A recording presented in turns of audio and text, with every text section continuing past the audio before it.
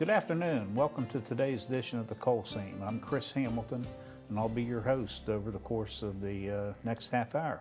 Joining me in the studio today is Mr. Bill Rainey, president of the West Virginia Coal Association. Always good for Bill to come by and bring us up to date with some of the things going on around the industry and just providing a general update of West Virginia coal. Bill, good to see you. Good. It's nice to be here, Chris. Appreciate you taking time from your schedule to come by. Seems like a lot of things going on as we typically experience within the coal industry, but we're in the second year of the Trump Justice controls now, and it seems like things are still going pretty well as compared to where they were and what all the industry's been through. Yeah, they are. You know, we had 8 pretty tough years, as you know as well as anyone, but it was a difficult time. And since President Trump and Governor Justice have gotten elected, it's turned around. I mean, when you got the leaders that know something about the coal industry and are proud of it, I think it makes a big difference. It gives everybody a much more positive attitude about it. And that's reflected today in the market. I just looked at prices this morning, and they're still pretty robust. They're active, and export coal is doing well. Of course, West Virginia exports half the coal that America sends somewhere else. And so, I mean, we're very, very interested in that because we're so close to the ports that we have a little advantage over the other coal-producing states. So that makes it better. But yeah, you're right. Since Governor Justice and President Trump have been around, boy, it's been much better. We just hope it sustains, and all indications are it's going to. Even the steam coal market's carrying a pretty good price right now.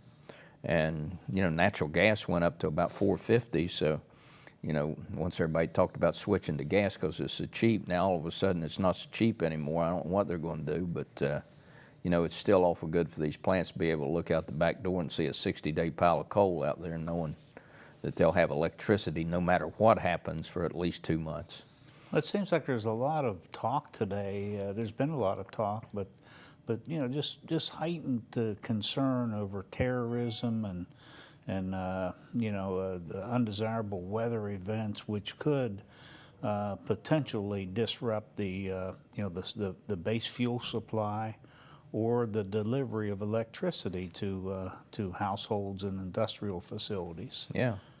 You know, they don't call it winter anymore. They always put a name on it. One of them was polar vortex, and the other one was formerly known as February. Yeah. There was another one. Polar vortex was the earlier one, but you know what they found out is that, I mean, the gas lines froze up. They couldn't get the gas to the place, and then gas was diverted, of course, to the residential use. It had to go to the homes. And so using so much of that, it wasn't able to go to the power plants that needed it. So what they did is they turned to coal and nuclear. And that's what carried the country, literally the country, through those difficult, dramatic weather times.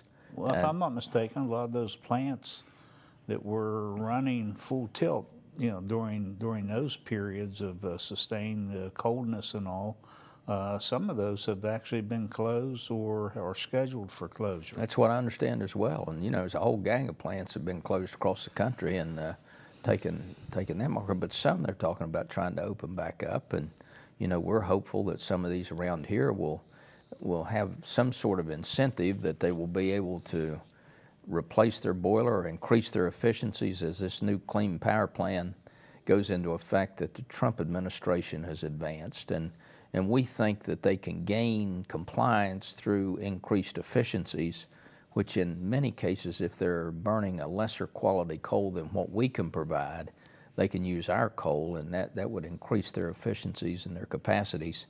So thereby, they would comply with what the new affordable power plan would be. So that's encouraging. Very much so.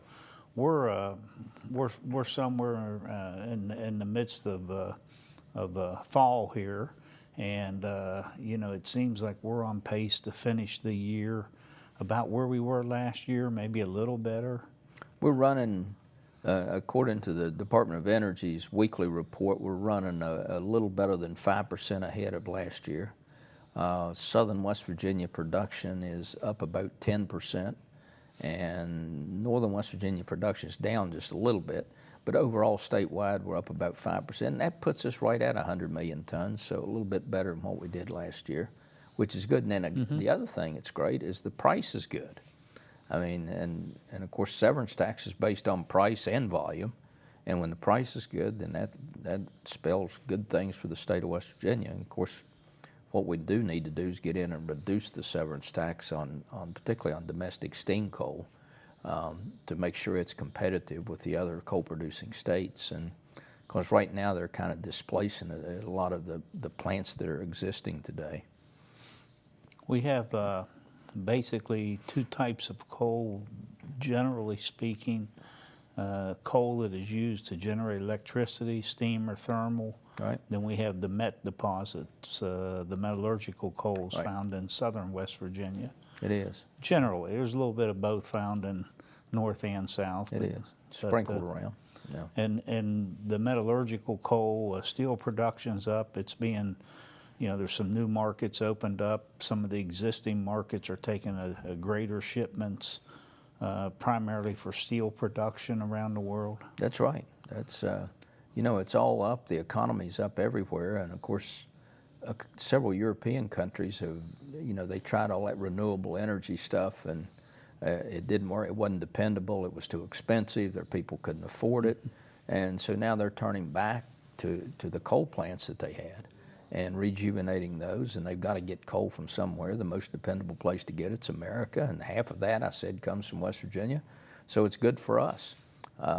And that's what they're wanting to rely on. Of course, India and China are trying to put a light bulb in everyone's home, so they're building power plants almost on a weekly basis that burn coal because they know it's the most dependable. And like I say, you can look out the back door and know how much of a stockpile you got, and you know you're going to be able to make electricity for that period of time.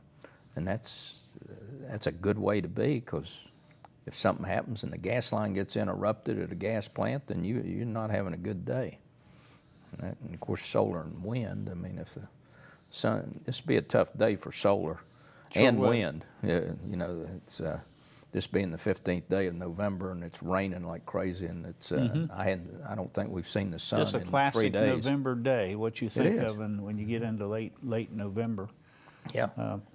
But it's amazing when you reflect back. We're in the second consecutive years when things are improved and doing a little better than the previous year. But thinking back 2 years ago when the last presidential administration was over and President Trump was elected and come into office, it was almost coinciding with with those events and the election of 2014 or 16 rather, that just all of a sudden the difference between night and day, over the course of a 48, 72-hour period. Major rules that were hurting coal and coal-fired electricity were stopped. New confidence was given. The financial community was tuned into some of Trump's initiatives and his policies, and just almost overnight things turned around. Well, and Chris, it just makes such a difference when the guy in the White House has an appreciation for the coal miner in West Virginia and how important coal is to everyone's standard of living in the East, but particularly across the country for that matter, because they make the electricity and they make the steel and keep a lot of people working. And you got a gas well that's supplying a gas plant out here. And it was interesting. I had a good friend this past week that has been very successful in the coal business. And he had invested in the gas industry. And he said, said, I'm doing pretty well. Gas industry's doing okay, but said it's boring. It's boring because they drill a hole and there's nothing else to do. And said, I grew up in the coal industry and I want to, there's something to do every minute of every day if you've got a coal mine working out here. And that's pretty emblematic of the concern that we have about these gas plants that are beginning supposedly to replace coal plants. Because if you've got a coal mine that has 200 coal miners working out here, then you've got to challenge every minute of every day to keep it working and performing and efficient and safe. And if you've got a gas well supplying it, there might be 1 or 2 people there, but not many. And that's our big concern, is we don't have any problem with the gas industry, but we do have a problem with the fact that they're trying to displace coal miners supplying the fuel that makes electricity. Well, and I hear a lot of miners talking about potential gas plants going in next to either a major mining operation or an existing Yeah. utility that's relied upon on coal. Yeah. You know, as you indicate, there's a place for gas within the state's energy strategy, and they're looking at this major storage hub. They're looking at liquefying the gas, putting it in transportation vehicles, Right. and the cracker plant and all the byproducts and all that. I know the coal industry is fully supportive of that. Right. And all that makes perfect sense, and even using greater volumes of gas perhaps in the industrial or manufacturing side of the business makes sense, or at least give them the ability to be able to switch back and forth at the lowest cost fuel. But we ought to be a little better than trading one energy job for another. That's right. That's the rub, I think. It is. That doesn't do anybody any good. Well, you and I both spend the biggest part of our days at the Coal Association, and the focus that we have is to keep our folks working as long as they want to work, and as many days and as many years and whatever. And in order to do that, you got to be competitive in the marketplace, because it's so sensitive to what the market is, and that's the concern, because it's represented as gas taking not beating on it, but they're talking about a cleaner fuel needs to be used and all that, but it doesn't have the multiplier infrastructure that that coal does. And there's a whole bunch of the economy. The study that the Coal Forum did indicated that the coal industry makes up, I think, right at 14% of the state's economy. Well, that's a pretty good chunk when you think about it. Well, when you couple it with coal-fired electric generation, it's up closer to 20%. Well, there you go. 18, 19%, and that's in its current reduced size. Yeah. I mean, the profile of the industry is considerably smaller today. Yeah, I mean, that's a big lick item when you think about it, and I don't think there's any question about that. So, and we got 30 new legislators that are coming to the House of Delegates, and I think they're all sensitive. We met most of them during the course of the campaign, and I think all of them are, knowledgeable about the coal industry, but there's so much more to it that we want to be sure they understand, and how sensitive it is to the jobs in the 26 counties that we produce coal in. So we got some things that we got to do over the next few months to make sure that happens. The professional legislator today is very, very different than some of his predecessors, and we go through cycles within the industry, and it's interesting to see the widespread support that the industry has today. Yeah. Particularly here at the Capitol.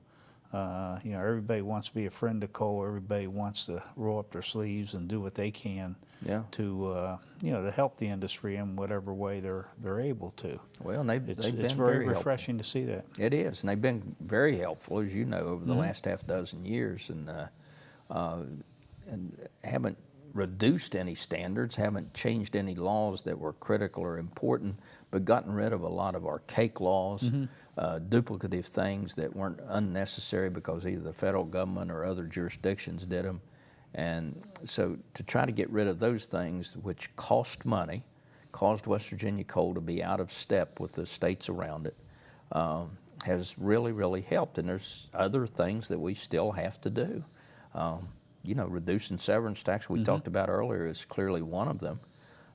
Creating some incentive to make sure the investment is made here in West Virginia as opposed to one of the other coal-producing states.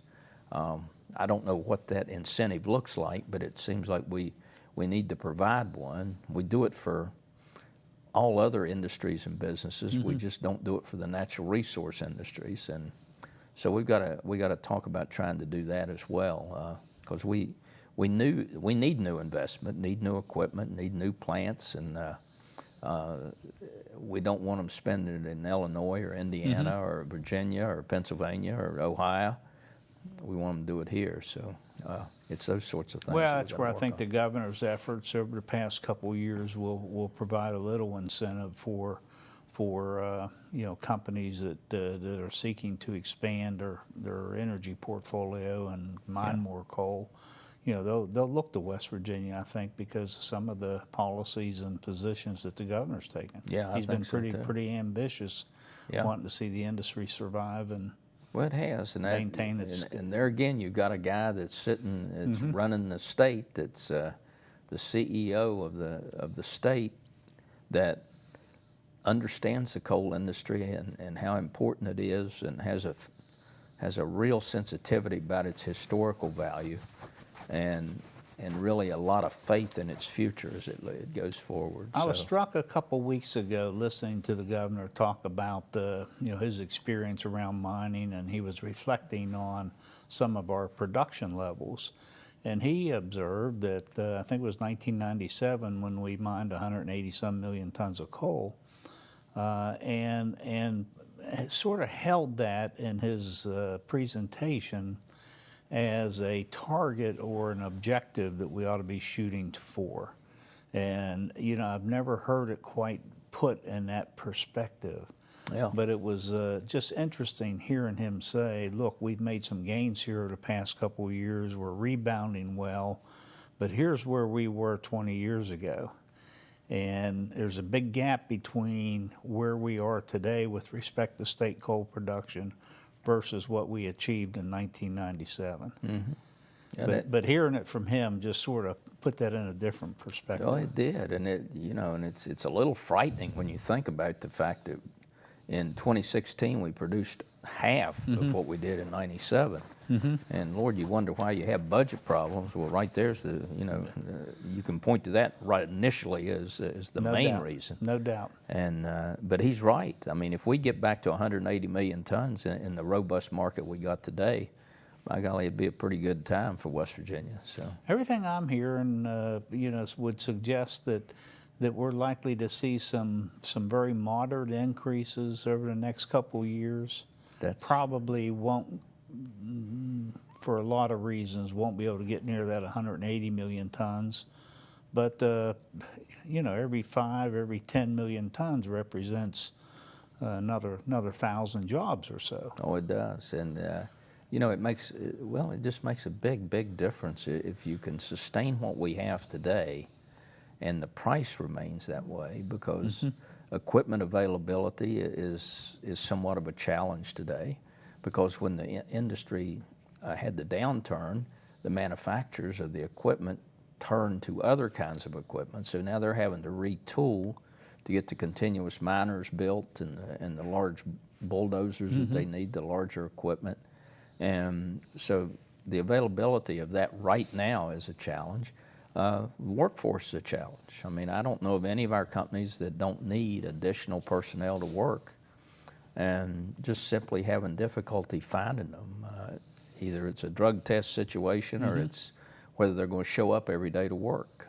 And so both of those instill somewhat the discipline in the marketplace, because it limits the production we can do, and the supply is running pretty close to what the demand is today. So it keeps the price high, which is When good. people see it all over the state, when mining's doing a little better than they were, they're hearing trains run again in areas where, you know, it's been relatively silent at night.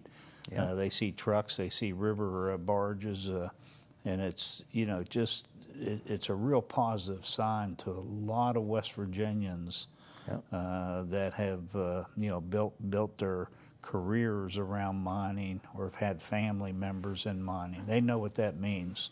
Yeah, they You do. know, when they hear those whistles or see coal barges going up and down the river. Yeah, and that's, you know, and the governor said, you know, when we were going around the different mining operations over the last 3 or 4 weeks, he was talking about, you know, they're out here buying pickup trucks, and they're buying more food, and they're buying new things, four-wheelers, and I mean, so you take that multiplier and it runs all the way through the economy, and that it's just, everybody needs to understand that, and we're trying desperately to make sure that they do. Well, I think southern West Virginia probably sees more visible signs times when the industry's doing little better. I think so. You know, it seems like there's the infrastructure, some of the effects of mining are a little more visible. I think so. And, you know, there's Plus, it probably, represents a higher percentage of the overall, you know, job base or commerce in does, some of yeah. these areas. in southern West Virginia, clearly that's the case. And, you know, there's less diversification down there. There's a lot of things that build on the coal industry. But nevertheless, when the coal industry falters and is weaker, then those communities really suffer. There's no question about it. And that happens when power plants close. You know, the Kanawha River plant just east of here had a dramatic impact on those small communities right around where the plant worked. That might be one of those things that at least in the short term, prevents the state from achieving a much higher level of production than it is today. The closure of all those power plants. Yeah, it's You know, what we're shipping coal to half the plants we were 6-7 years ago because, you know, hundreds have closed. And yeah. I think 600 plants have Yeah. closed, 400 or 600 units in 400 plants, which is big. I mean, that was our market, and that's what we say. We're as concerned about what the other states, the North Carolinas and the Georgias and the Mississippis and Alabamas are doing with this new affordable power plan, because that's where we sell our coal, or we sell a bunch of it there. So, you know, we want them to be as protective of their coal burning utilities as what we think we are here in West Virginia. It's just as critical that we do that. So we're hopeful that that's going to happen. I know I could be off a percentage point or two, but I have often indicated that the state's production is divided in thirds, where a third stays and is burned here, a third or thereabouts is shipped to 20-some other states, then a third hits the export market. That's about right. And so I guess, you know, we have control over the third that we burn here within the state of West Virginia, but the third that we burn in 20-some other states, you know, that's sort of unprotected territory. Yeah, it really is. And We don't have quite the control over it. And that's where the sensitivity to the tax structure, because as you well know, there's not a whole lot more efficiencies they can gain in the mine to produce the coal. So we've got to look at whatever the fixed cost might be that we can adjust so that we stay competitive or become competitive. And severance tax is the first place you go, because it's higher than the other states, clearly in the east. And I think Wyoming's the only one that's got a rate higher than us, but they sell coal out there for 10 or 12 bucks a ton.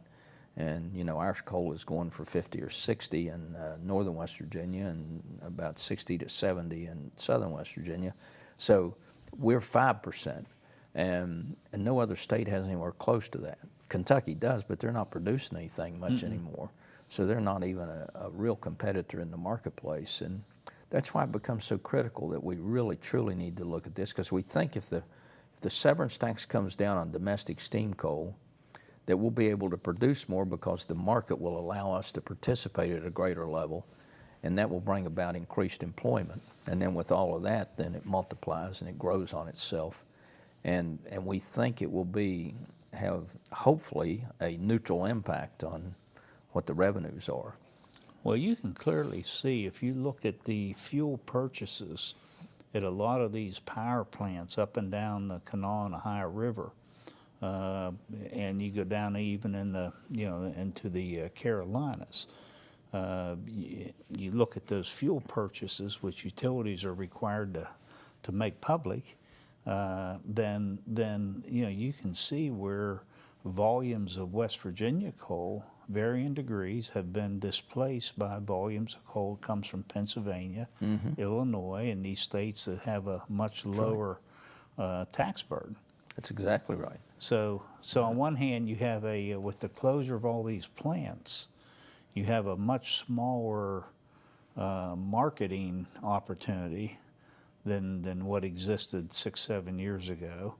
but you still have roughly the same amount of coal capable of being produced from all these competing states. We do, and you know, so everybody's looking at different things. I mean, you just spent a day in Wheeling, in your home territory up there with Touchstone, Yes. and some of the neat things that they're doing with coal and carbon, and in those emerging markets, we're finding rare earth elements and the fly ash from power plants, as well as the acid mine drainage that has always been a problem, is now perhaps an asset, because China makes 90% of the rare earth elements that go into necessary for computers and all the strategic equipment we have. So we think there are some emerging markets out there, but Well, it seems like there's some coal to liquids discussion again. well, there is. Yeah, Every couple there's- years, it seems like somebody, you know, searches and has some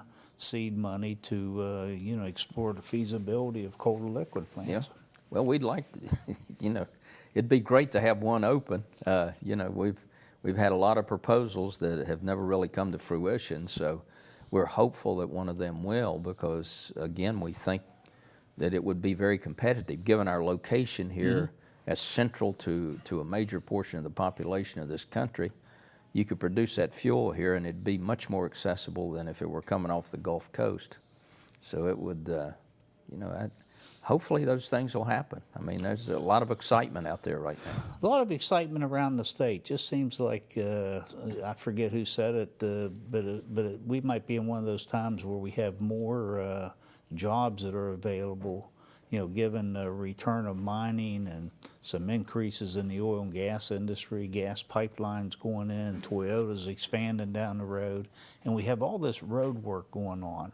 Might be one of those times when we have more openings and opportunities for a job than what we have qualified applicants. Well, and I think that's true, and you've heard the governor say it, but I mean, it was truly, you know, his initiatives with the road bond that has got a lot of that going, and we've seen a lot of people be hired in the highway building industry or reconstructing industry. Architects, engineers. Absolutely. I mean, it's difficult to find them today, and many have left our industry to go to work with them, and so it's made a huge difference in the economy, and it's a lot of cones out there and a lot of new pavement going down. So it's a good Well, it's time. good to see the roads being done. It It really is. is, and that helps all industries. It helps residents around the state be able to get around a little better once it's all done. Yeah, it really does. Yeah. Well, Bill, that takes us about to the end of the show. I want to thank you for stopping by and sharing with us, you know, the status and report on where coal is as we move towards the end of 2018. I want to thank all of you for tuning into the Coal Scene today. Have a good day.